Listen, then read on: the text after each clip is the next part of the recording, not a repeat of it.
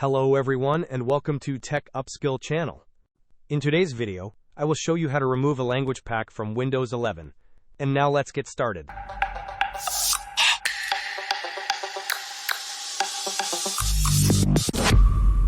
To begin, right-click on the Start button. From the menu that appears, select Settings.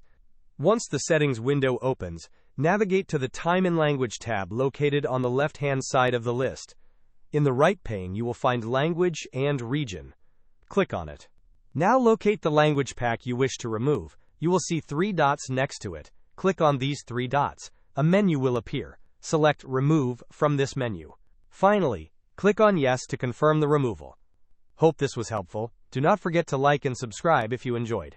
As always, thanks for watching, and I will see you in the next video.